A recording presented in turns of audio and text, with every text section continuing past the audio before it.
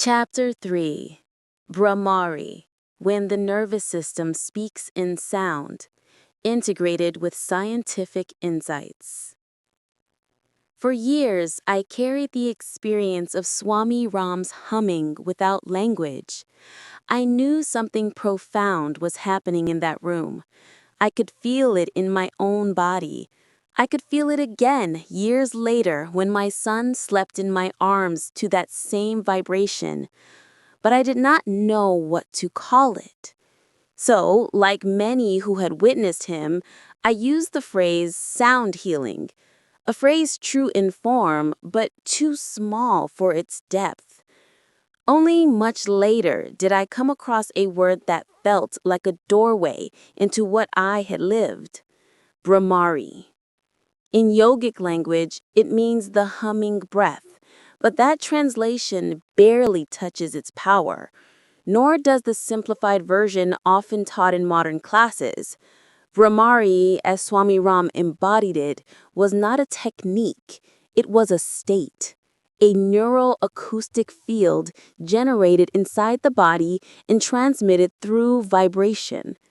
To understand this, we must turn to science, not to prove what he did, but to illuminate what the body already knows. How Bhramari modulates the body, science behind the sound. Number 1. Nitric oxide, the body's silent regulator. When one hums with the mouth closed, sound vibrations create oscillating airflow in the sinus cavities. This phenomenon, first described in respiratory physiology, dramatically increases the release of nitric oxide in the nasal passages. Controlled experiments show nitric oxide increases up to 15 times during humming compared to quiet exhalation. Nitric oxide acts as a vasodilator, improving blood flow. NO supports immune function. NO enhances oxygen uptake. NO helps regulate breathing pathways. A simple hum alters the chemistry of breath. Now imagine humming with the precision Swami Ram achieved: steady, resonant, unbroken. The internal environment changes. The nervous system feels the shift. Number 2. Heart rate variability and the vagal pathway. Bhramari naturally lengthens the exhalation, and science is clear. A long exhale is the fastest way to activate the vagus nerve. Studies on yogic breathing and humming show that HRV increases. Parasympathetic activity rises. Sympathetic fight or flight activity drops. Blood pressure decreases. Emotional centers in the brain calm. HRV researchers call this shift coherence. Yogic texts call it prana alignment.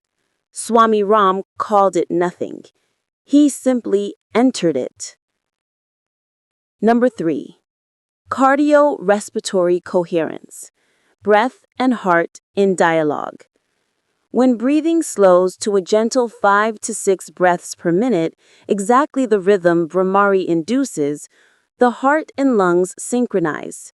This synchronization improves baroreflex sensitivity, reduces physiological stress, supports emotional regulation, increases resilience. Researchers refer to this as 0.1 hertz breathing, while yogic science calls it the natural breath. Bhramari sits squarely within this therapeutic range. Swami Ram practiced it for extended periods, creating coherence not just in himself, but in those sitting with him. Number 4. Brain waves and internal stillness. Studies using fMRI and EEG show that humming, especially ohm-like vibrations, shifts brain activity toward alpha rhythms, calm focus, theta rhythms, integrated emotional processing, reduced activity in the default mode network, racing thoughts, rumination. increased activity in areas associated with attention and regulation. When people said they felt lighter after sitting with Swami Ram, they were describing measurable brain changes. Number 5. Bhramari as an interoceptive amplifier. Interoception is the ability to sense internal states, heartbeat, breath, emotion. Breath-based practices in yoga, including Bhramari, increase interoceptive accuracy. This leads to better emotional control, reduced anxiety, improved decision-making, deeper presence. In other words, Bhramari teaches the nervous system to feel itself accurately. Swami Ram's mastery allowed people to feel their own internal world again. Beyond technique, Swami Ram became the sound. In modern yoga classes, Bhramari is often taught as inhale gently, exhale with a hum, but Swami Ram's version was something else entirely. It was longer, deeper, more precise, more conscious, more stable. His humming was not coming from the throat. It was coming through the entire nervous system. The tone did not waver. The frequency did not crack. The breath did not falter. He was in a state of coherence so complete that the sound became an expression of internal stillness. People didn't just hear it, they entered it. This is why calling it sound healing was never enough. Sound was only the surface.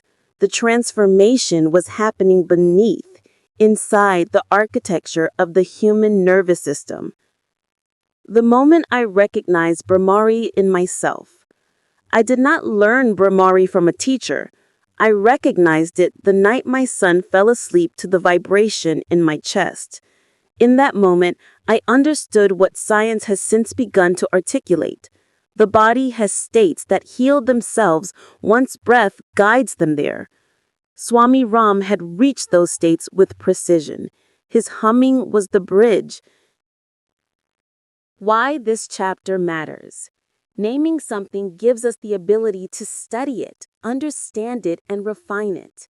Bhramari is our bridge between ancient practice and modern physiology, between breath and vibration, between intention and biology, between one nervous system and another. What I lived in that tiny room, what I lived again years later in my own home, now had a name. Not so it could be boxed, but so it could be honored, so it could be studied, so it could continue. Swami Ram didn't perform Bhramari, he became Bhramari. And through that embodiment, he quietly activated this capacity in others.